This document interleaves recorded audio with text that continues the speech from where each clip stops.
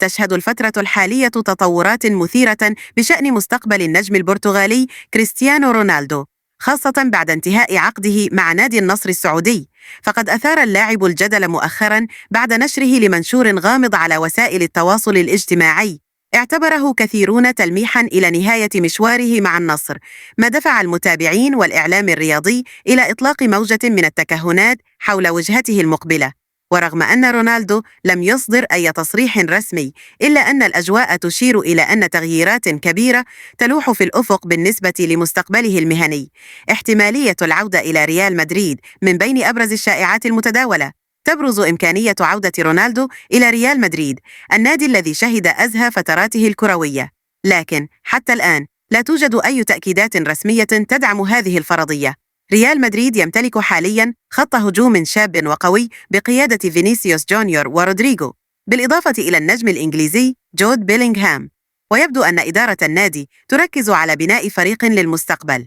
ومع ذلك تبقى العلاقة القوية التي تجمع بين رونالدو وجماهير المدريديستا حاضرة بقوة، إذ لا يزال ينظر إليه على أنه أحد أعظم أساطير النادي، وهو ما يترك الباب مفتوحاً أمام احتمالات عودته بشكل رمزي أو في دور إداري أو سفير للنادي مستقبلاً.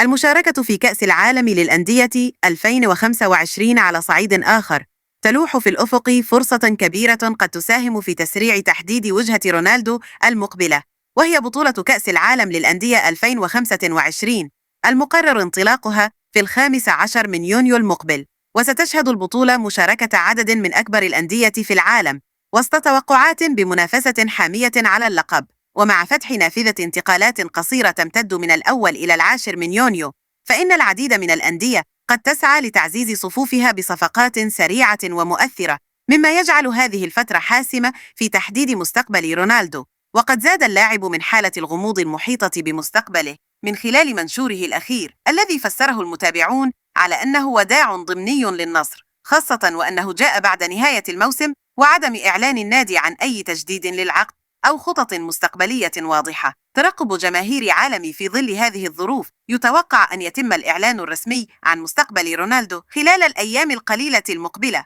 وسط ترقب واسع النطاق من جماهير كرة القدم حول العالم. فلا يزال رونالدو حتى في هذا السن يتمتع بشعبية جارفة، ويعتبر أحد أكثر الأسماء تأثيراً في عالم الرياضة، والكل بانتظار ما إذا كان سيختار ختام مسيرته في ناد جديد، أو سيفاجئ الجميع بخطوة غير متوقعة، ربما خارج أوروبا أو حتى داخل عالم الإدارة الرياضية.